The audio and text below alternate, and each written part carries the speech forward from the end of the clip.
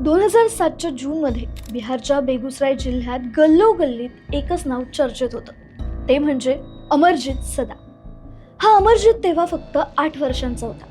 आता तुम्हाला वाटेल की 8 वर्षांच्या मुलाचं नाव चर्चेत आहे म्हणजे नक्कीच त्याने काहीतरी चांगली कामगिरी केली असणार, पण तसं नाही. या मुलाची चर्चा सगळीकडे होती ती एक सिरियल किलर म्हणून. हो, कारण 7 वर्षांचा असताना त्याने पहिला खून केला होता. जेव्हा त्याने केलेल्या खुनांची चौकशी झाली तेव्हा अगदी हसत हसत त्याने सगळ्या खुनांची पूर्ण स्टोरी पोलिसांना सांगितली. काय आहे या जगातील सर्वात लहान सिरियल किलरची स्टोरी, जाणून घेऊया या व्हिडिओच्या माध्यमातून. पण त्याआधी गाजावाजाला सबस्क्राईब करा आणि नवनवीन अपडेटसाठी बेल आयकॉन क्लिक करायला विसरू नका. नमस्कार, तुम्ही पाहताय गाजावाजा.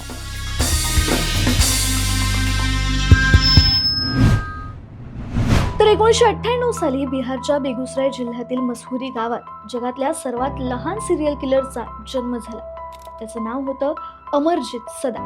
त्याच्या कुटुंबाची परिस्थिती गरीब होती, त्यामुळे त्याच्या घरातले सगळेच जण रोज कामानिमित्त बाहेर असायचे. ते मजुरी करायचे आणि घर चालवायचे. मग दिवसभर घरी कोणीच नसायचं. अशा वेळेस अमरजित त्याच्या आजूबाजूलाच राहणाऱ्या त्याच्या भावंडांसोबत गावभर फिरायचा. त्याच्या आई वडिलांप्रमाणेच त्याच्या काका काकीला सुद्धा मजुरीसाठी बाहेर जावं लागत होतं. असंच एकदा त्याच्या काका काकीला मजुरीसाठी बाहेर गावी जावं लागणार असल्यामुळे ते त्यांच्या 6 वर्षांच्या मुलीला काही दिवसांसाठी अमरजितच्या आई वडिलांकडे सोडून गेले. अमरजितच्या घरी त्याची लहान बहीण आली म्हणून तो खूपच खुश होता.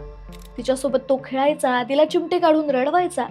पण याकडे त्याच्या घरच्यांचं लक्ष नव्हतं किंवा ते त्या गोष्टीकडे तितक्या सिरियसली बघत नव्हते.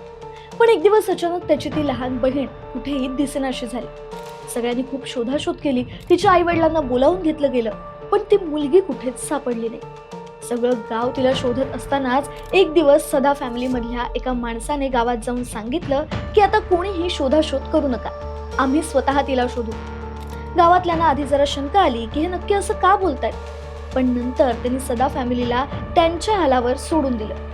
गावात सगळ्यांनाच त्या मुलीबद्दल काळजी वाटत होती. इव्हन त्यांना त्यांच्या घरातल्या मुलांची सुद्धा आता काळजी वाटू लागली होती. पण हळूहळू वातावरण नॉर्मल झालं. काही महिन्यांनी अमरजितच्या आईने एका मुलीला जन्म दिला. सगळ्यांना वाटलं देवाने त्यांच्या फॅमिलीतली एक मुलगी नेली, पण दुसरी पदरात टाकली. घरातले सगळेजण खूप खुश होते, पण ही खुशी सुद्धा काही दिवसांसाठीच होती, कारण याच घरातली ही दुसरी मुलगी सुद्धा फक्त 3 महिन्यांची असताना अचानक घरातून गायब झाली. आता एवढी लहान मुलगी आपोआप बाहेर जाणं तर शक्य नव्हतं, पण ही मुलगी कुठे गेली, तिचं काय झालं, कोणालाच कळलं नाही. आता गावातल्या एकाच घरातल्या 2 मुली सापडत नव्हत्या. या दोघींच्या गायब होण्यामागे काय कनेक्शन असेल याचा विचार गावात सगळेजण करत होते. पण काळ पुढे गेला तसं हळूहळू ही गोष्ट सुद्धा गाववाले विसरले. सदा फॅमिलीने सुद्धा पुन्हा कधीच या 2 मुलींचा विषय कोणासमोरच काढला नाही. हळूहळू पुन्हा सगळं नॉर्मल झालं. सदा फॅमिली पुन्हा एकदा कामावर जाऊ लागली. गाववाले आपापल्या कामात व्यस्त झाले. पण अचानक याच गावातली आणखी एक मुलगी गायब झाली आणि ही मुलगी सदा फॅमिली मधली नव्हती. अमरजितच्या घराशेजारीच राहणाऱ्या चुनचुन देवी यांची ती 6 महिन्यांची मुलगी होती, खुशबू. चुनचुन देवी बाजूच्याच एका शाळेत कामाला होत्या. एक दिवस त्या तिला तिथे झोपवत होत्या. तितक्यात त्यांना एक काम आठवलं म्हणून तिला तिथे झोपवून त्या घरी गेल्या. पण परत आल्यानंतर पाहिलं तर त्यांची खुशबू तिथे नव्हतीच. खूप ठिकाणी शोधाशोध केल्यानंतर शेवटी त्यांनी पोलीस कंप्लेंट केलीच. पोलीस लगेचच त्या ठिकाणी पोहोचले आणि त्यांना कळलं की ह्या गावात आधीही 2 मुली गायब झाल्या आणि त्या सदा फॅमिली मधल्या. पोलिसांना या 3 मुलींच्या गायब होण्यामागे काहीतरी कनेक्शन आहे असं वाटताच त्यांनी तडक अमरजितचं घर गाठलं. पण पोलिसांना बघून सदा फॅमिली मधल्या लोकांच्या चेहऱ्याचा रंगच उडाला. पोलिसांनी घरातल्या सर्वांची झाडून चौकशी केली. शेवटी अमरजितला त्या गायब झालेल्या मुलीबद्दल विचारलं गेलं तेव्हा तो हसत होता. पोलिसांनी पुन्हा विचारलं तरी तो हसतच होता. पोलीस त्याला चौकीत घेऊन गेले. त्याला पुन्हा प्रश्न विचारण्यात आले. त्यावर तो हसत म्हणाला की मला बिस्किट द्याल तरच मी सांगेन. त्याच्यासाठी बिस्किट आणण्यात आलं. ते खाऊन त्याने आपणच या 3 मुलींना मारून टाकल्याची कबुली पोलिसांना दिली.